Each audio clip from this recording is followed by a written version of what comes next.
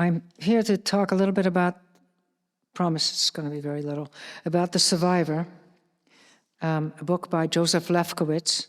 And Joseph will join us, I hope, if the video works shortly.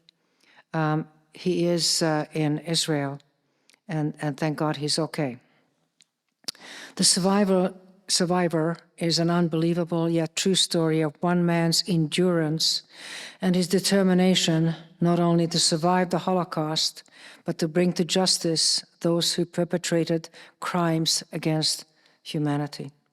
This is one of the great untold stories of the Holocaust. Josef Lewkowicz, who was the only one left alive in his extended family of 150, the survivor of 6 concentration camps, he became a Nazi hunter responsible for bringing to justice his greatest tormentor, the butcher of Plaszow, as well as the murderous SS camp commandant Amon Gut. Working as part of a covert operation, he also helped rescue hundreds of orphaned children who had been hidden by doomed parents during the ghetto clearances in Poland. Many of these children were able to begin new lives elsewhere.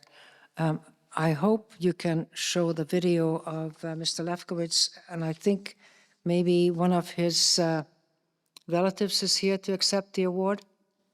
Yes, great, okay. So could we show the video? Ladies and gentlemen, I stand here very humbled at receiving this award from you with a heart overflowing with gratitude, as I am honored with the Canadian Jewish Literary Award.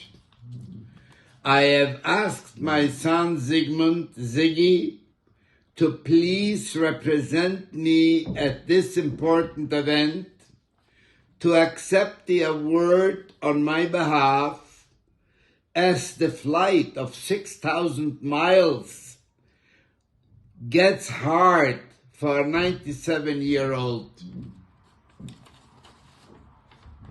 This book is written by a living witness to the Holocaust, telling my own family tragedy, plus 6 million lives lost.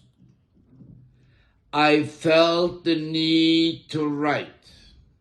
We must tell, we must talk, we have to lecture, we have to teach now for the future generations, in order to remember not to forget the horrors of the Holocaust. In our days, we are faced with a wave of anti-Semitism, evildoers, deniers. We must fight them back now with all our means, in order it should never happen again. My thanks goes to my co-writer Michael Calvin and J. Roots Organization for bringing it to fruition. I thank God for granting me years and strength to be able to relate to the public my own sufferings under the Nazi regime, under their tyranny during the Holocaust. My sincere thanks to the committee for bestowing the award upon me. I feel very honored to be the recipient of this award. Thank you, thank you, thank you very much from the Holy Land. Dear members of the awards committee, family, friends, distinguished guests.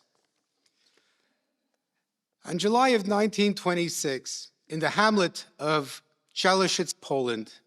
Simcha and his wife Shendel were very excited as they had just given birth to their son, who they named Josef Lewkowicz. As the child grew up, they moved to the big city of Krakow, where many members of their family lived on a street called Ulica Lewkowa, or Lewkowicz Street, named after his family. The street, by the way, still bears that name to this very day. When the Second World War broke out, my father, a young 13-year-old boy, was sent by the Nazis from one labor camp to another, as you heard.